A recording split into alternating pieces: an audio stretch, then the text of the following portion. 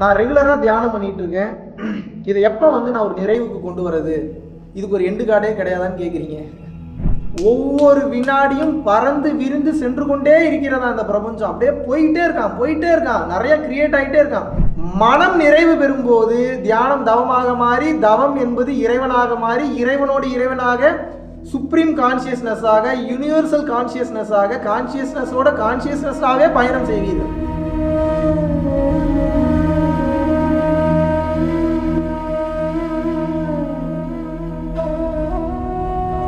குருவே சரணம். என் பேர் தனலட்சுமி. நான் பாண்டிச்சேரி பயிற்சி எடுத்துக்கிட்டேன். நான் உங்கள் வீடியோலாம் யூடியூப்பில் தான் பார்த்தேன். எனக்கு ரொம்ப பிடிச்சிருந்துச்சு. இதுக்கு முன்னாடி நான் பல வீடியோ பார்த்துருக்கேன். அந்த பயிற்சிக்கெல்லாம் போகணுன்னு நான் சொல்லுவேன். எங்கள் பொண்ணு நீ போகக்கூடாது, போனீன்னா சாமியாராக போயிடுவேன்னு சொல்லுவோம். ஆனால் உங்கள் வீடியோ பார்த்தோன்னே எங்கள் பொண்ணு கண்டிப்பாக இந்த பயிற்சிக்கு போமான்னு சொன்னிச்சு.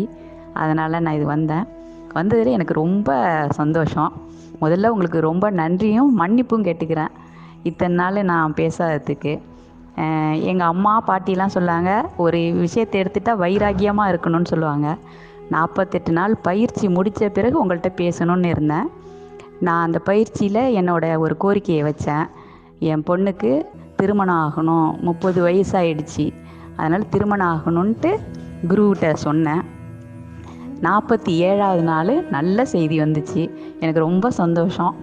அதுக்கு மகாவிஷ்ணுக்கு ரொம்ப நன்றி சொல்லிக்கிறேன். நான் மன்னிப்பையும் கேட்டுக்கிறேன் இவ்வளோ நாள் நான் பேசாததுக்காக. எனக்கு ரொம்ப சந்தோஷம். ரொம்ப நன்றி. குருவே சரணம். அனைவருக்கும் வணக்கம். நான் ரெகுலராக தியானம் பண்ணிட்டு இருக்கேன். இதை எப்போ நான் ஒரு நிறைவுக்கு கொண்டு வர்றது? இதுக்கு ஒரு எண்டு கார்டே கிடையாதான்னு கேட்குறீங்க. தியானம் என்பதே என்ன?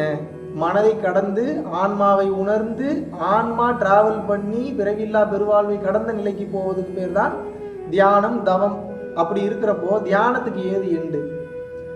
பல சித்தர் பெருமக்கள் சொல்லியிருக்கிறாங்க, இதற்கு முதலும் கிடையாது, முடிவும் கிடையாது. ஒவ்வொரு வினாடியும் பறந்து விரிந்து சென்று கொண்டே இருக்கிறதா அந்த பிரபஞ்சம். அப்படியே போயிட்டே இருக்கான், நிறைய கிரியேட் ஆகிட்டே இருக்கான். எத்தனை உயிர்கள், எத்தனை கோள்கள், எத்தனை அண்டங்கள், எத்தனை விஷயங்கள் இப்படி பறந்து விரிந்து போய்கொண்டே இருக்கும்போது நீங்க பார்க்க போயிட்டே இருக்கும். பரவச பேரானந்தில் உணர்ந்துகிட்டே இருப்பீங்க. அகத்தியர், போகர் மற்றும் உயர்ந்த நிலை ஞானிகளே, உயர்ந்த நிலை சித்தர்களே என்ன சொல்றாங்க? இதனுடைய ஆதி மூலத்தை என்னால் பார்க்கவே முடியல, இன்னும் டிராவல் ஆகி போயிட்டு இருக்கு. ஆனால் அவங்க பரவசத்தில் அதெல்லாம் பார்த்துட்டு இருக்காங்க. இவ்வளோ இறைவா, உனக்கு இவ்வளோ பெரிய கருணையா, முதலும் இல்லாமல் முடிவும் இல்லாமல் சென்று போயிட்டே இருக்கிறியா, உனக்கு ஒரு எண்டு கார்டே கிடையாதா? வடிவேல் சொல்லுவார்ல, எனக்கு எண்டு கார்டே கிடையாதுன்ற மாதிரி இறைவனுக்கு எண்டு கார்டே கிடையாது. அப்படி இருக்கிறப்போ தியானத்தில் நீங்கள் எப்படி ஒரு நிறைவுக்கு வரணும்னு நீங்கள் நினைக்கிறீங்க? நிறைவுக்குலாம் வரவே முடியாது.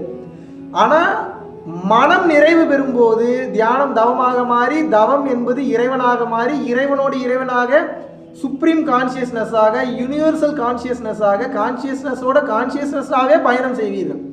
அந்த தன்மையில் இருக்கும்போது நிறைய அதிசயங்களை பார்ப்பீங்க. இறைவனோட படைப்பை நினச்சி நிறைய என்ஜாய் பண்ணுவீங்க. இன்னும் உயர்ந்த கட்ட நிலைகளுக்கு போவீங்க. இன்னும் பல பேரதிசயங்களை நீங்கள் உணர்வீங்க. அப்போ இதில் நீங்கள் புரிந்து கொள்ள வேண்டிய விஷயம் என்ன? தியானம் என்பதற்கு எண்டு கார்டே கிடையாது. உட்கார்ந்தீங்க அப்படின்னா அடுத்தடுத்த கட்டம் அது உங்களை பயணிக்க வைத்து சென்று கொண்டே இருக்கும். இறைவனின் அருளாசிகளை பொறுத்து உங்களுக்கு உண்டான பணிகள் வழங்கப்படும், உங்களுக்கு உண்டான பதவிகள் வழங்கப்படும், உங்களுக்கு உண்டான ஆற்றல்கள் வழங்கப்படும். ஆனால் இது எல்லாவற்றிற்கும் மூலம் என்னவென்று கேட்டீங்கன்னா உங்கள் டெடிகேஷன் தான், உங்கள் வைராகியம் தான். மனித உடலிலிருந்து ஔவையார் என்ன சொல்றாரு? அரிது மானிடராய் பிறத்தல் அரிது, அதனினும் அரிது கூன் குருடு செவிடு பேடு நீங்க பிறத்தல் அரிதுன்றாங்க ஔவையார். அப்ப நீங்க என்ன, மனிதனா பிறக்கிறதே கஷ்டம், ஏன் மனித நிலையில் இருப்பவன்னா விரைவில் இறைவனை உணர முடியும்ன்றாங்க. முதுகு தண்டு ஸ்ட்ரைட்டா இருக்கக்கூடிய உயிர்களால் தான் இறைவனை விரைவில் காண முடியும்ன்றாங்க. கண்டு அந்த காட்சியை ரசிக்க முடியும்ன்றாங்க. அப்படி இருக்கிறப்போ இந்த மனித நிலை என்பதுதான் ஆரம்ப நிலை. இந்த ஆரம்ப நிலையிலேயே நீங்கள் சில பயிற்சிகளை மேற்கொண்டு யோக பயிற்சிகளை செய்து இறைவனை கண்டுவிட வேண்டும். அதுக்கப்புறமும் பார்த்தீங்கன்னா எண்டு கார்டு என்பதே கிடையாது. ஆனால் இப்போ கஷ்டத்தில் இருக்கீங்க மனித நிலையில் இருக்கும்போது, அப்போ பரவச பேரானந்த நிலையில் இருப்பீர்கள். நன்றி, வணக்கம்.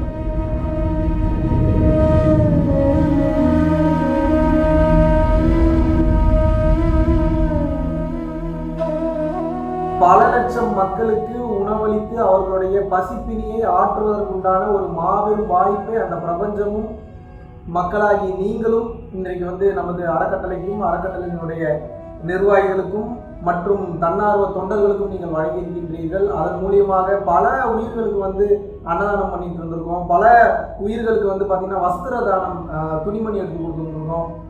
பல உயிர்களுக்கு கல்வித்தொகை கட்ட முடியாத பல நபர்களுக்கு பார்த்தீங்கன்னா கல்வித்தொகை கட்டி வச்சிருக்கோம். அதுபோக ஸ்போர்ட்ஸ் கோட்டாவில் நல்ல லெவலில் ரீச் ஆனவங்களுக்கு ஸ்போர்ட்ஸ் கோட்டாவில் நல்ல லெவலில் வரணும்னு சொல்லி அவங்களுக்கு ஸ்பான்சர்ஷிப் பண்ணி அடுத்தடுத்த கட்டத்துக்கு அனுப்பிச்சு வச்சிருந்திருக்கோம். பரம்பொருள் ஃபவுண்டேஷனுக்கு நன்கொடையாக நீங்கள் அனுப்பும்போது உங்களால் எவ்வளோ முடியுமோ இவ்வளோதான் பண்ணணும் அப்படின்ற நிர்பந்தம் கிடையாது. உங்களால் எவ்வளோ முடியுமோ அவ்வளோ நீங்கள் அனுப்பும்போது இன்னும் பல உயிர்கள் வாழ்வில் மிக சிறந்த நிலையை அடையும். அந்த புண்ணியம் நிச்சயமாக உங்களுக்கு சேரும். ஸோ உங்களது வாழ்வில் பல பிரச்சனைகளை மாற்றி அமைக்க பல டோர்ஸ் ஓப்பனாக உங்ககிட்ட இருக்கிறத அதிகமாக வெளியே கொடுங்கள். உங்களால் முடிந்தவர்களுக்கு உங்கள் கைகளாலேயே கொடுங்கள். ஞானமும் இந்த தானமும் இரண்டு கண்களாக பரம்பொருள் அறக்கட்டளைக்கு எப்போதும் செயல்பாடாக இருக்கும். நன்றி, வணக்கம்.